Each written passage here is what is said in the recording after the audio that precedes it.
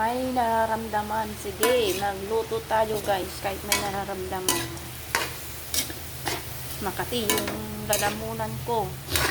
Kahapon sipon lang to. Ngayon, yung lalamunan ko na ang damay. Makati. Isa natin tong karne guys. Saka natin ilagay tong kalabasa at sitaw. Saka yung gata.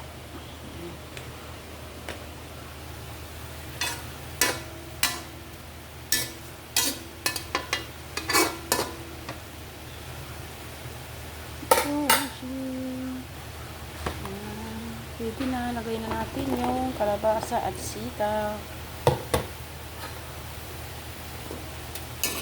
Yaan lang natin ganyan. Saka takpan natin. Lagdagan natin ng kalahating baso. Saka natin ilagay yung gata mamaya. Takpan natin.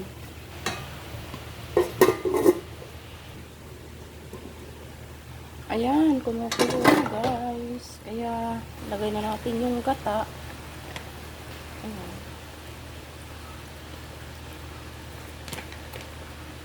Lagay na natin din ang paminta. Lalo parang masarap yung paminta. Saka, asin. Saka yung pamamasarap natin. Magic sarap.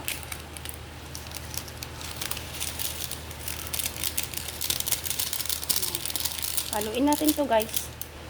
Haluin natin. Saka natin to tikman pag ano. Sigurado nang luto yung kalabasa. Sita.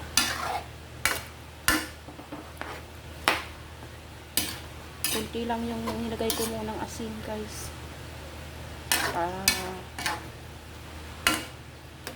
Sigurado na hindi maalat.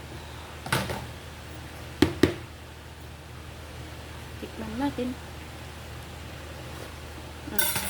Tama lang yung nilagay kong asin. Kaya hindi ko na dadagdagan. Thank you for watching guys. Yan na yung panghapunan namin. Ito na yung panghapunan namin. Tagal na hindi na naman nag-ulam si Mr. nito. 2 linggo. Tuin lang natin yung kalabasa. Yan. Serve na natin. Takpan natin guys.